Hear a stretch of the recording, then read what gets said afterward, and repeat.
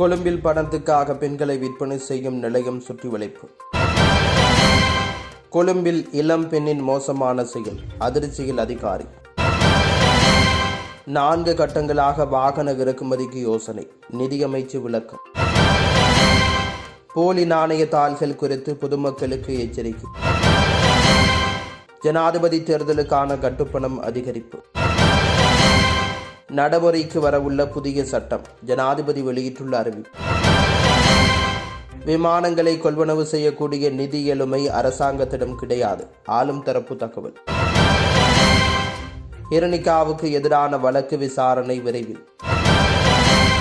தேர்தல் பிரச்சார நடவடிக்கைகளுக்காக திறக்கப்பட உள்ள மொட்டு கட்சியின் விசேட அலுவலகம். கொழும்பில் போதைப்பொருள் பாவனையாளர்கள் தொடர்பில் வெளியான அதிர்ச்சி தகவல். வெளிநாடொன்றில் அவசரமாக தரையிறக்கப்பட்ட விமானம், சமூக வலைதளங்களில் பரவும் காணொளி. செல்ஃபி எடுக்க வந்த ரசிகரை தாக்க முயன்ற பிரபல கிரிக்கெட் வீரர், வைரலாகும் காணொளி.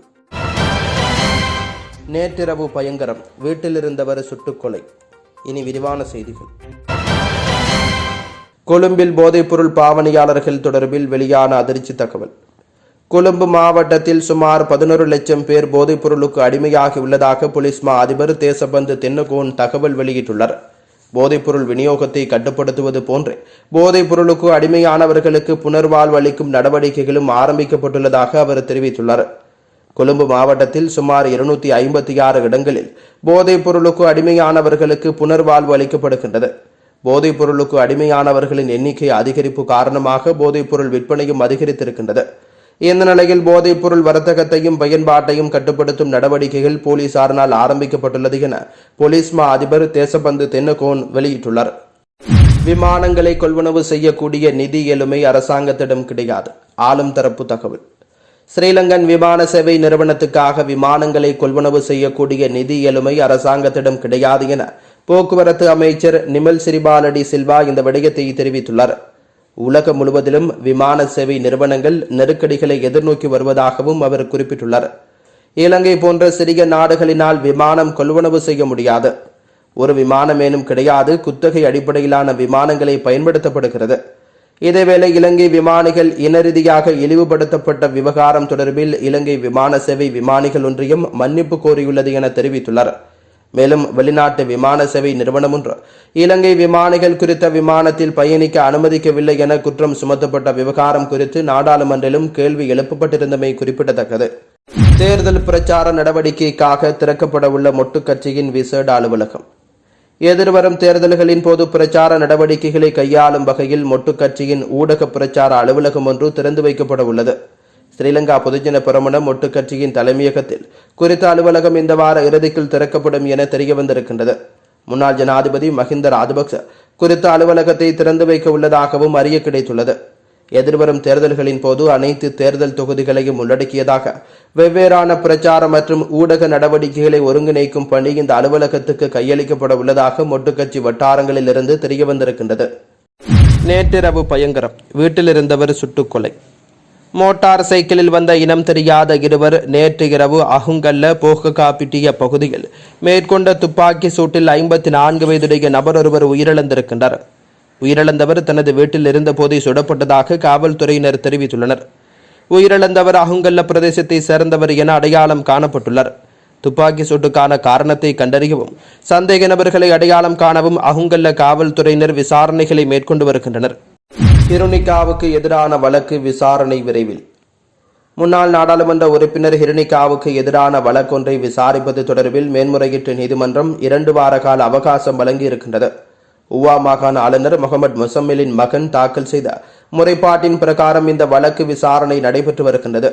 குறித்த நபர் பின்னொருவரை தாக்கிவிட்டு தலைமறைவாகி இருந்த நிலையில் அது தொடர்பில் ஹிரணிகா தெரிவித்த கருத்துக்கு எதிராக இந்த வழக்கு தொடுக்கப்பட்டுள்ளது. இந்த நிலையில் ஹிரணிகாவுக்கு எதிராக தாக்கல் செய்யப்பட்ட முறைப்பாட்டை எதிர்வரும் ஜூன் மாதம் 14ஆம் தேதி அழைக்குமாறு மேன்முறையீட்டு நீதிமன்றம் உத்தரவிட்டுள்ளது. மேலும் இந்த வழக்கு தொடர்பான ஆட்சேபனைகளை 2 வாரங்களுக்குள் தாக்கல் செய்ய நடவடிக்கை எடுக்குமாறு ஹிரணிகா பிரேமச்சந்திரவின் சட்டத்தரணிகளுக்கு நீதிமன்றம் கால அவகாசம் வழங்கி இருக்கின்றது. கொழும்பில் பணத்துக்காக பெண்களை விற்பனை செய்யும் நிலையம் சுற்றி வளைப்பு. கல்கிச காசியா மாவட்டத்தில் ஆயுர்வேத நிலையம் என்ற போர்வையில் பெண்ணொருவரால் நடத்தப்பட்டு வந்த பெண்களை பணத்துக்காக விற்பனை செய்யும் நிலையம் ஒன்றை குற்றப்புலனாய்வு பிரிவினர் சுற்றி வளைத்திருக்கின்றனர். ஆயுர்வேத மையம் ஒன்றின் விளம்பர பலகையுடன் இயங்கி வந்த போதிலும் அந்த இடத்தில் வைத்தியர் எவரும் தங்கவில்லை என போலீசாரின் விசாரணையில் தெரிய வந்திருக்கின்றது. இவ்வாறு கைது செய்யப்பட்ட சந்தேக நபர்கள் தாங்கள் கொழும்பு பிரதேசத்தில் பல்வேறு தொழில்களில் ஈடுபட்டு வருவதாக வீடுகளுக்கு கூறியதாகவும் இந்த இடத்தில் தங்கி தொழிலில் ஈடுபட்டு வந்ததும் விசாரணையில் தெரிய வந்திருக்கின்றது. சந்தேக நபர்கள் 25 வயதுக்கும் 37 வயதுக்கும் இடைப்பட்டவர்கள் எனவும் இவர்கள் பாணந்துறை, எல்பிட்டிய, நிட்டம்புவ, கடமுலாவ மற்றும் புலனறுவி பிரதேசங்களை சேர்ந்தவர்கள் எனவும் போலீசார் தெரிவிக்கின்றனர். 4 கட்டங்களாக வாகன இறக்குமதிக்கு யோசனை. நிதி அமைச்சு விளக்கம். வாகன இறக்குமதியாளர்களுடனான கலந்துரையாடலை அடுத்து 4 கட்டங்களாக வாகன இறக்குமதியை மீள ஆரம்பிப்பது தொடர்பில் அரசாங்கம் கவனம் செலுத்தியுள்ளதாக நிதி இராஜாங்க அமைச்சர் ரஞ்சித் சியாமலாபட்டிய தெரிவித்திருக்கின்றார். இந்த நிலையில் இறக்குமதி கட்டுப்பாடுகளை நீக்குவதால் ஏற்படக்கூடிய பாதிப்புகள் குறித்து வாகன இறக்குமதியாளர்கள் விரைவில் அறிக்கையை வழங்குவார்கள் என்று எதிர்பார்க்கப்படுவதாக இராஜாங்க அமைச்சர் குறிப்பிட்டுள்ளார். இறக்குமதி கட்டுப்பாடுகளை தளர்த்துவது குறித்த விரிவான தகவல்கள் இந்த அறிக்கையில் உள்ளடக்கப்படும் என அவர் சுட்டிக்காட்டியுள்ளார். கலந்துரையாடலின் போது வாகன இறக்குமதியாளர்கள் நிதி இராஜாங்க அமைச்சரிடம் அனைத்து இறக்குமதிகளையும் ஒரே நேரத்தில் அனுமதிப்பதற்கு பதிலாக பல்வேறு பிரிவுகளின் கீழ் வாகனங்களை இறக்குமதி செய்வது மிகவும் சாத்தியமானதாக இருக்கும் என தெரிவித்துள்ளார். இதன்போது பொது போக்குவரத்து, பயன்படுத்தப்பட்ட வாகனங்கள் மற்றும் தனியார் வாகனங்களுக்கான வாகன இறக்குமதியை வகைப்படுத்த அவர்கள் முன்மொழிந்துள்ளனர். மேலும் வரி செலுத்துவதில் எழும் சிக்கல் நிலைகள் தொடர்பிலான பல்வேறு விடயங்கள் குறித்தும் இந்த சந்திப்பின் போது கலந்துரையாடப்பட்டுள்ளமையும் குறிப்பிடத்தக்கது. செல்ஃபி எடுக்க வந்த ரசிகரை தாக்க முயன்ற பிரபல கிரிக்கெட் வீரர். வைரலாகும் காணொலி. தன்னுடன் செல்ஃபி எடுக்க மிகுந்த ஆவலுடன் வந்த ரசிகரை பங்களாதேஷ் அணியின் பிரபல கிரிக்கெட் வீரரான சகிப் அல் ஹசன் தாக்க முயன்ற காணொலி வைரலாகி இருக்கின்றது. அந்த காணொலியில் சகிப் சக வீரர்களுடன் மைதானத்தில் பேசிக் கொண்டிருக்கின்றார். அப்பொழுது அங்கு வந்த ரசிகர் சகிப்புடன் செல்வி எடுக்க முயல்கிறார். இதனால் கோபமடைந்த சகிப் ரசிகரின் கைபேசியை பறிக்க முயன்றிருக்கின்றார். மேலும் ரசிகரின் கழுத்தை பிடித்து தாக்க முயன்றதாகவும் இதனைத் தொடர்ந்து அந்த ரசிகர் சோகமாக அங்கிருந்த கதிரையில் உட்கார்ந்திருக்கும் காணொலி சமூக ஊடகங்களில் வைரலாக பரவி வருகின்றது. இந்த காணொலி வைரலான நிலையில் ரசிகர்கள் பலரும் சகிப்பின் இந்த செயலை விமர்சித்து வருகின்றனர். சகிப் இதுபோன்ற சர்ச்சையில் சிக்குவது இது முதல் முறை அல்ல. ஏற்கனவே வங்களாதேச உள்ளூர் கிரிக்கெட் தொடரில் சகிப் அல் ஹசன் வீசிய பந்தில் LBWவிற்கு ஆட்டமிழப்பு கொடுக்கப்பட்ட போது நடுவரை தரக்குறைவாக விமர்சித்ததோடு ஸ்டம்புகளையும் கால்களால் உதைத்து தள்ளியிருக்கின்றனர். தொடர்ந்து இதேபோல் மற்றொரு முறை நடக்க ஸ்டம்புகள் தூக்கி எறிந்ததாகவும் இதனால் சகிப் அல் ஹசன் மீது ஒழுங்கு நடவடிக்கை எடுக்கப்பட்டமை குறிப்பிடத்தக்கது. வெளிநாடொன்றில் அவசரமாக தரையிறக்கப்பட்ட விமானம். சமூக வலைதளங்களில் பரவும் காணொலி. துருக்கி நாட்டின் இஸ்தான்புல் விமான நிலையத்தில் சரக்கு விமானம் ஒன்று அவசரமாக தரையிறக்கப்பட்ட போது முன்பகுதி தரையுடன் மோதி தீப்பற்றி விபத்துக்குள்ளாகியுள்ளதாக அந்நாட்டு ஊடகங்கள் செய்தி வெளியிட்டுள்ளன. குறித்த விபத்தில் யாருக்கும் காயம் ஏற்படவில்லை எனவும் விமான ஊழியர்கள் பாதுகாப்பாக வெளியேற்றப்பட்டதாகவும் துருக்கியின் போக்குவரத்து அமைச்சர் அப்துல் காதிர் குறிப்பிட்டுள்ளார். குறித்த விபத்து சம்பவம் தொடர்பில் மேலும் தெரிய வருகையில் ஃபெடெக்ஸ் எக்ஸ்பிரஸ் நிறுவனத்துக்கு சொந்தமான போயிங் 767 விமானத்தின் முன் தரையிறங்கும் கியர் செயலிழந்திருக்கின்றது. இதனால் தரையிறங்கும் கியரை மட்டுமே பயன்படுத்தி தரையிறங்கியதால் விமானத்தின் முன்பகுதி தரையுடன் மோதி தீப்பொறி பறந்துள்ளதாக தெரிவிக்கப்படுகின்றது. விபத்துக்குள்ளான விமானத்தை அகற்றும் பணியின் போது விமானம் தரையிறங்கிய ஓடுபாதை தற்காலிகமாக மூடப்பட்டுள்ளதாக தெரிவிக்கப்படுகின்றது. இது சம்பந்தமான காணொலி சமூக வலைதளங்களில் பரவி வருகின்றமை குறிப்பிடத்தக்கது. நடைமுறைக்கு வரவுள்ள புதிய சட்டம். ஜனாதிபதி வெளியிட்டுள்ள அறிவிப்பு. தற்போது நாட்டில் அனைவரும் வெப்பமான காலநிலையை எதிர்கொண்டுள்ள நிலையில் சுற்றுச்சூழல் மற்றும் காலநிலை மாற்றம் தொடர்பான புதிய சட்டத்தை அரசாங்கம் உருவாக்கி வருவதாக ஜனாதிபதி ரணில் விக்ரமசிங்க அறிவித்துள்ளார். நமது தேசத்துக்கும் கிரகத்துக்கும் காலநிலை நடவடிக்கை என்ற துணைப்பொருளில் ஏற்பாடு செய்யப்பட்ட மாநாட்டில் உரையாற்றும் போதே ஜனாதிபதி இவ்வாறு தகவல் வெளியிட்டுள்ளார். இதுகுறித்து ஜனாதிபதி தெரிவிக்கையில், சுற்றுச்சூழல் மற்றும் காலநிலை மாற்றம் தொடர்பான புதிய சட்டத்தையும் நாங்கள் உருவாக்கி வருகின்றோம். சுற்றுச்சூழல் மற்றும் பருவநிலை மாற்றம் இரண்டையும் கையாளும் ஒரு சட்டத்தை கொண்டுவர முடிவு செய்திருக்கின்றோம். இது மத்திய சுற்றாடல் அதிகார சபையை தொடர்ந்து இயக்கும் மற்றும் காலநிலை மாற்றத்துக்கான மையத்தையும் உள்ளடக்குகிறது. இலங்கையில் புதுப்பிக்கத்தக்க எரிசக்திக்கான அதிக சாத்தியக்கூறுகள் காணப்படுகின்றன. நமது சூரிய சக்தி மற்றும் காற்றாலை மின்சாரத்துக்கு என கிடைக்கும் திறன் ஆகியவற்றை பார்த்தால் நமக்கு 30 முதல் 50 ஜிகாவாட் வரையிலான ஆற்றல் இருக்கின்றது. எங்களிடம் உள்ள இந்த புதுப்பிக்கத்தக்க எரிசக்தி ஆதாரங்களை நாங்கள் அதிகம் பயன்படுத்த விரும்புகின்றோம். நாட்டின் பொருளாதாரத்தை மீட்டெடுப்பதே ஜனாதிபதியான எனது பணியாக இருந்தது. இதுவரை இந்த திட்டம் வெற்றிகரமாக நிறைவடைந்துள்ளதால் அடுத்த கட்ட நடவடிக்கைகளில் நாம் கவனம் செலுத்த வேண்டும். நாட்டின் தற்போதைய பொருளாதார அமைப்பில் நாம் தொடர்ந்து முன்னேற முடியாது. நான் முன்பு பல சந்தர்ப்பங்களில் குறிப்பிட்டது போல நாம் அதிக போட்டித்தன்மை கொண்ட ஏற்றுமதி சார்ந்த பொருளாதாரமாக மாற வேண்டும். அதற்கான புதிய சட்டத்தையும் உருவாக்கி இருக்கின்றோம்.